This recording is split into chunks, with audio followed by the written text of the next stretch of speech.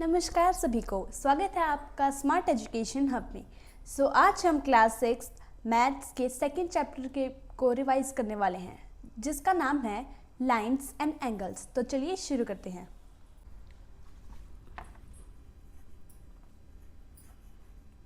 Chapter number 2,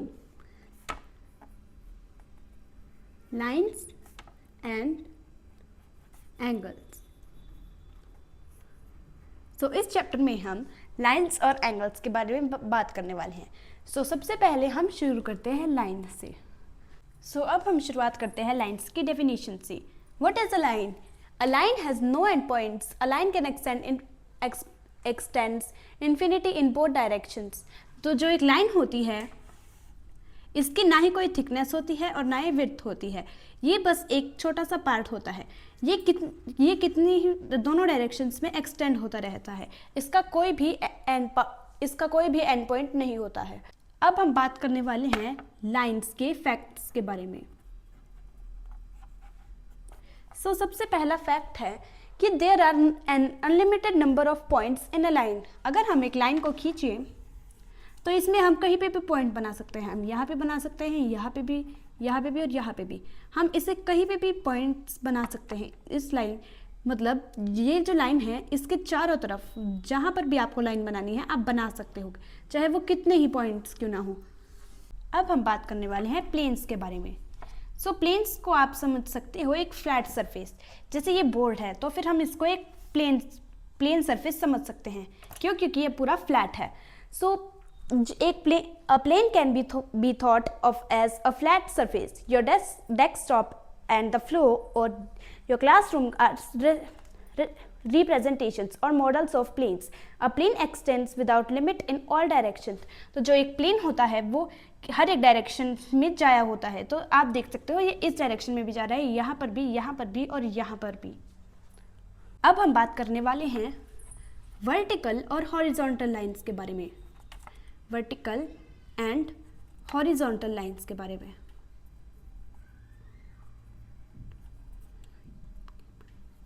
vertical lines वो lines होती हैं जो बिल्कुल सीधी खींची जाती हैं, यानी कि जो ऊपर की तरफ इशारा करती हैं। वर्टिकल लाइंस जैसी ये जो लाइन है, ये ऊपर की तरफ इशारा कर रही है तो हम इसे वर्टिकल लाइन कहेंगे। हॉरिजॉन्टल लाइन मतलब जो लाइन साइड में इशारा कर रही होती है। अब ये जो नीचे वाली लाइन है, इसको हम एक हॉरिजॉन्टल लाइन कह सकते हैं क्योंकि ये हॉरिजॉन्टली ड्रॉन की गई है। अब हम बात करने वाले हैं पैरेलल लाइंस के बारे में। पैरेलल लाइंस वो लाइंस होती हैं जो कि चलती तो रहती हैं पर वो कभी मिलती नहीं हैं। अब इन दोनों लाइंस को आप देख सकते हो, ये दोनों लाइंस चलती जा रही हैं। ये किसी भी डायरेक्शन में जा सकती है। आप इसे चाहे वहाँ पे देख सकते हो, चाहे यहाँ पर। जैसे बोर्ड की साइड को ही ले लो, ये दोनों लाइंस चलती जाने लग रही हैं पर ये कभी मिलने नहीं वाली। क्यों? क्योंकि ये साइड में पैरेलल लाइंस होती हैं, इनको ये कभी मिलते नहीं हैं। तो पैरेलल लाइंस की डेफिनेशन होंगी a line that can be extended in all directions but they never meet. अब हम बात करने वाले हैं रेस के बारे में। रेस मतलब होता है A ray has one endpoint and extends without limit in one direction from the endpoint. इसका मतलब है एक रे का एक स्टार्टिंग पॉइंट होता है लेकिन उसका कभी एंड पॉइंट नहीं होता। अगर मैंने ये लाइन खींची तो इसको हम रे मानेंगे। रे को ऐसे इंडिकेट करते हैं, इसका ये स्टार्टिंग पॉइंट है और ये एंडिंग पॉइंट। बट जो रे होती है वो किसी हर एक डायरेक्शन में जा सकती है। वो यहाँ पर भी जा सकते हैं, वो यहाँ पर भी, यहाँ पर भी। फॉर एग्जाम्पल जैसे सूरज होता है, सूरज की किरणें ऐसे चलती रहती हैं। जैसा कि आप देख सकते हो, सूरज की जो किरणें होती है पहले वो सूरज से निकलती हैं और फिर अगले डायरेक्शंस में जाती रहती है। तो फिर और एक और एग्जांपल है टॉर्च लाइट। टॉर्च लाइट को मान सकते हैं कि उसका स्टार्टिंग पॉइंट है यहाँ पर, जो उसका बल्ब है उसको हम इसका स्टार्टिंग पॉइंट मान सकते हैं और ये हर एक डायरेक्शन में चली जाती है। तो इसको हम रे के एग्जाम्पल्स कह सकते हैं। अब हम बात करेंगे लाइन सेगमेंट के बारे में। लाइन सेगमेंट, तो लाइन सेगमेंट मतलब होता है एक लाइन जो कि खींची तो जाती है पर उसका कोई एंड पॉइंट नहीं होता। जहाँ पर उसका स्टार्टिंग पॉइंट होता है वहाँ एक पॉइंट लगा दिया जाता है और जो उसका एंडिंग पॉइंट होता है वहाँ एक एंड पॉइंट लगा दिया जाता है। जैसे कि ये बोर्ड है, ये सीधा जा रहा है, हम इसको एक लाइन सेगमेंट कहेंगे। क्यों? क्योंकि यहाँ पर इसका स्टार्टिंग पॉइंट है और यहाँ पर इसका एंडिंग पॉइंट है। वैसे ही यहाँ पर भी इसका यहाँ स्टार्टिंग पॉइंट है और यहाँ एंडिंग पॉइंट है। आप इसे यहाँ पर स्टार्टिंग पॉइंट और यहाँ पर भी एंडिंग पॉइंट मान सकते हैं। अब हम बात करने वाले हैं इंटरसेक्टिंग लाइंस के बारे में। इंटरसेक्टिंग लाइंस, इंटरसेक्टिंग लाइंस मतलब होता है जो लाइंस एक दूसरे को बीच में से इंटरसेक्ट करती है। इंटरसेक्टिंग लाइंस को इंडिकेट करने का तरीका है एक क्रॉस बना देना या फिर एक एक्स बना देना। तो इससे हम ये बता सकते हैं कि इसका मतलब है इंटरसेक्टिंग लाइंस। क्यों? क्योंकि ये जो इसका पॉइंट है यहाँ पर से ये दोनों इंटरसेक्ट कर रही हैं, यानी कि ये जो दोनों लाइंस हैं इनका बस एक ही पॉइंट है, दोनों का बिल्कुल सेम पॉइंट है, इनका कोई अलग पॉइंट नहीं है और ये एक दूसरे को बीच में से इंटरसेक्ट कर रही है, तो इनको हम इंटरसेक्टिंग लाइंस कहेंगे। अब हम बात करने वाले हैं परपेंडिकुलर लाइंस के बारे में। परपेंडिकुलर लाइंस के बारे में अगर आपको कोई भी स्पेलिंग ना आती हो तो आप उसे बीच में से तोड़कर याद कर सकते हो। परपेंडिकुलर, ऐसे आपको इजीली याद हो जाएंगी। अब हम बात करेंगे परपेंडिकुलर लाइंस के बारे में। तो जो लाइंस बीच में 90 डिग्री का एंगल बनाती हैं उनको परपेंडिकुलर लाइंस कहते हैं। जैसे ये हम इसको ऐसे नहीं बनाएंगे, हम इसको ऐसे ही बनाएंगे।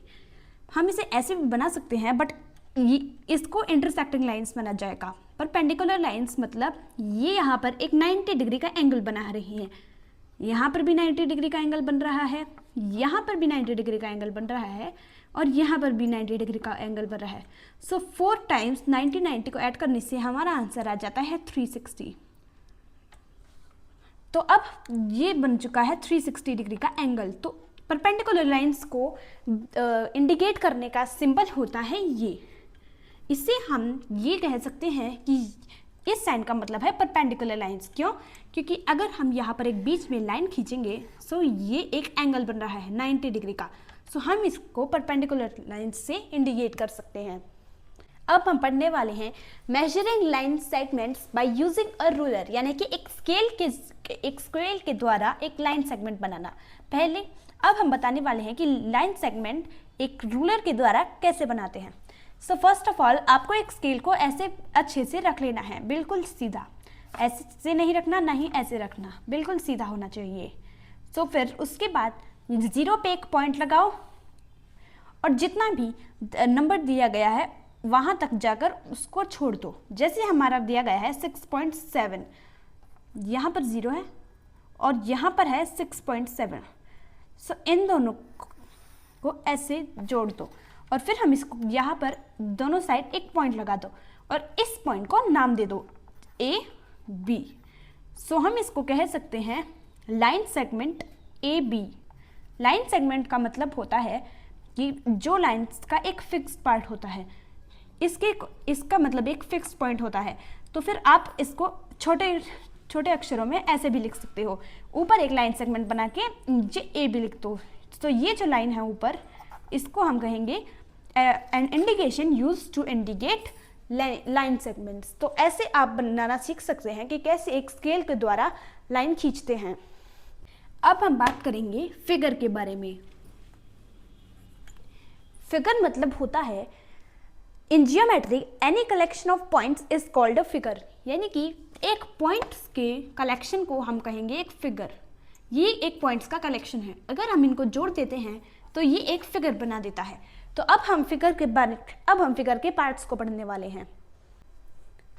अब हम बात करने वाले हैं फिगर के पार्ट्स के बारे में। फर्स्ट पार्ट है ओपन एंड क्लोज्ड फिगर, यानी कि खुला और बंद हुआ फिगर। ओपन मतलब होता है खुला और क्लोज मतलब होता है बंद हुआ। तो इससे आप यही समझ लीजिए कि अब हम खुले और बंद हुए फिगर के बारे में बात करने वाले हैं। So what is an open figure? Open figure वो होता है जो पूरी तरीके से बंद नहीं होता। अब यहाँ पे देखिए, इसका ये पार्ट रह गया है, इसको हमें एक ओपन फिगर कह सकते हैं। क्यों? क्योंकि ये जो यहाँ पर जो ये पार्ट रह गया है ये खुला हुआ है। इसे हम कहेंगे ओपन फिगर। अब बात करते हैं क्लोज्ड फिगर के बारे में। क्लोज्ड फिगर मतलब जो हर एक साइड से बंद हुआ हो। सो ये एक पूरा क्लोज्ड फिगर है, इसको कहीं से भी हम खोल नहीं सकती। सो इसको हम नेम देंगे क्लोज्ड फिगर और इसको हम नाम देंगे ओपन फिगर। अब हम बात करेंगे इंटीरियर एंड एक्सटीरियर फिगर्स के बारे में। सो जैसे कि हम एक फिगर को ले लेते हैं, हम ले लेते हैं एक ऐसा फिगर। अब इसमें कुछ मैं पॉइंट्स बनाने वाली हूँ। यहाँ पे अंदर लिख दिया P, यहाँ पे S, यहाँ पे A, यहाँ पे R, यहाँ पे Q और यहाँ पे T। सो इंटीरियर फिगर्स का मतलब होता है अंदर। इंटीरियर फिगर्स का मतलब होता है अंदर।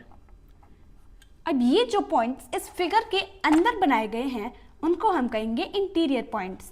यानी कि जो कोई भी पॉइंट इस सर्कल या फिर फिगर के अंदर है उसको हम कहेंगे इंटीरियर पॉइंट्स। और एक्सटीरियर पॉइंट्स, एक्सटीरियर पॉइंट्स मतलब होता है जो पॉइंट्स इस फिगर के बाहर बने हुए हैं इस एरिया में। सो फिर R, T और Q ये इसके बाहर बने, ये इस फिगर के बाहर बने हुए हैं, तो हम कहेंगे इनको इस फिगर के एक्सटीरियर पॉइंट्स। तो अब हम बात करने वाले हैं कर्विलीनियर एंड लीनियर बाउंड्रीज के बारे में। बाउंड्रीज के बारे में, कर्विलीनियर बाउंड्रीज मतलब किसी भी फिगर के जो बाउंड्री बनी हुई है वो कर्व शेप की हो। सर्कल, इसे मतलब ये सर्कल, ऐसा फिगर या फिर कोई ऐसा अजीब सा फिगर, इनको हम कहेंगे कर्विलीनियर। क्योंकि इनकी जो ये बाउंड्रीज है ये स्ट्रेट नहीं है, इनको तो हम कहेंगे कर्विलीनियर फिगर्स। अब आ जाते हैं हम लीनियर फिगर्स पे। लीनियर फिगर्स मतलब जो बिल्कुल सीधे होते हैं। For example square, triangle, rectangle, etcetera. यहाँ पर भी एक्सेट्रा। तो इसमें डिफरेंस बस इतना है कि जिनकी बाउंड्रीज कर्विलीनियर यानी कि गोल मटोल शेप में होती है उसको हम कहेंगे कर्विलीनियर बाउंड्रीज, और जिनकी शेप लीनियर यानी कि बिल्कुल स्ट्रेट फॉर्म, लीनियर मतलब होता है लाइन, और लाइन बिल्कुल हमेशा सीधी होती है, तो फिर लीनियर। इसका मतलब इनकी जो जितनी भी बाउंड्रीज है वो सीधी हो।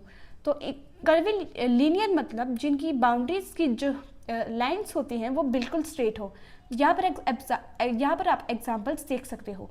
इनकी लाइंस, इनकी जो बाउंड्रीज की लाइंस है वो बिल्कुल सीधी है, तो हम इनको लीनियर बाउंड्रीज के एग्जांपल्स कहेंगे। सो अब हमारा जो चैप्टर का नेम है लाइंस एंड एंगल्स, तो उस चैप्टर में जितना भी हमको लाइंस के बारे में पढ़ना था वो अब खत्म हो चुका है। अब हम पढ़ने जा रहे हैं एंगल्स के बारे में। एंगल्स का मतलब क्या होता है?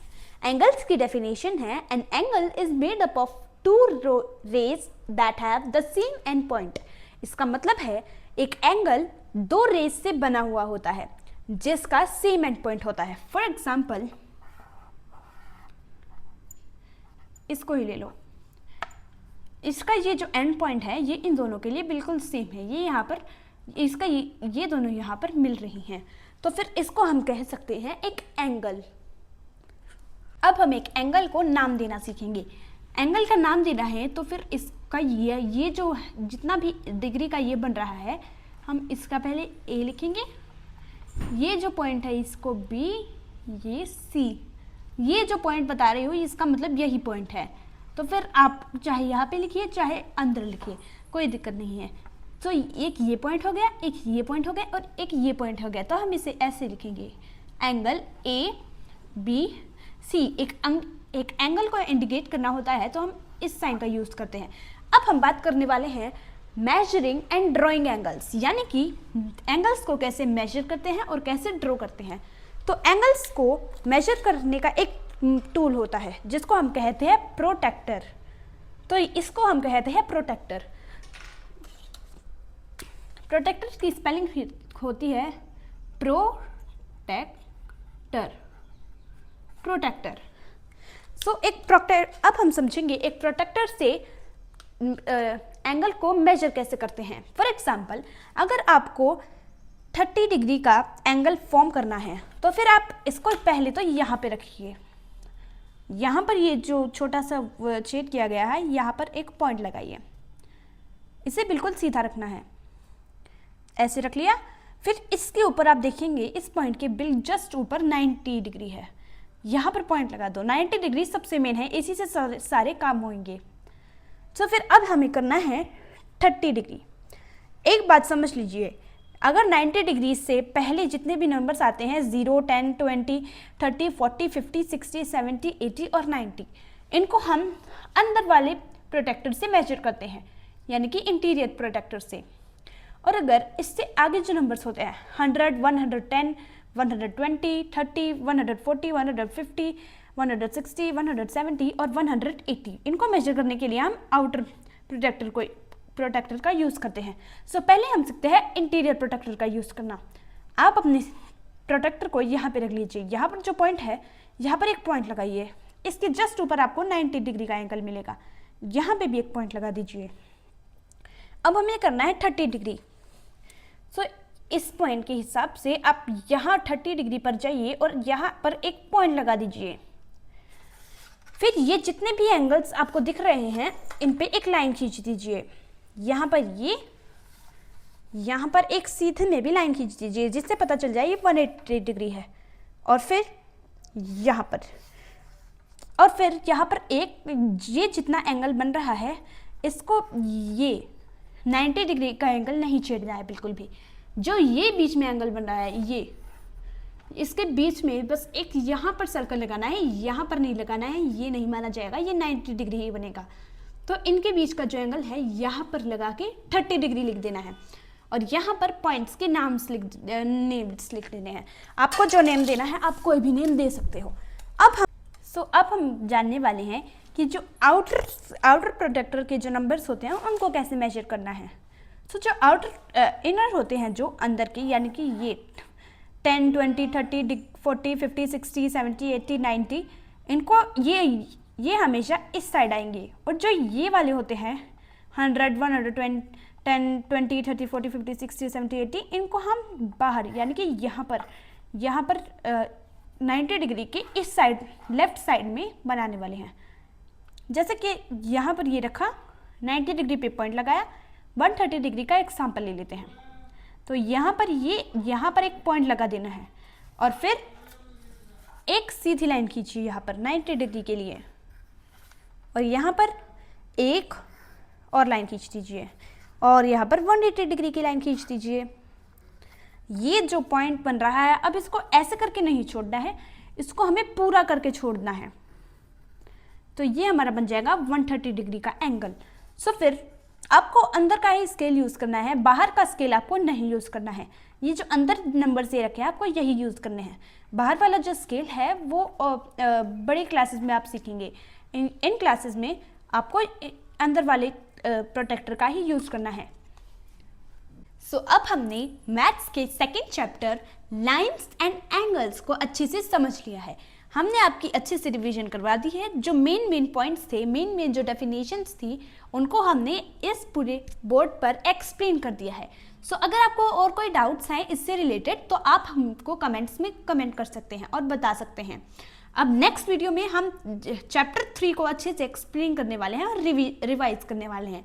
उसके साथ हम आपको एक समरी भी देंगे, जिसमें पूरे चैप्टर को एक अच्छे तरीके से उसके मेन हेडिंग्स को समझाएंगे हम। तो ये था लाइंस एंड एंगल्स, जो चैप्टर अब पूरा हो चुका है। हमने कल हम चैप्टर 3 के बारे में बताने वाले हैं। तो वीडियो का वेट कीजिएगा। हमें आपके प्यार और सपोर्ट की बहुत ज़्यादा ज़रूरत है guys. So please like, share and subscribe. Thank you for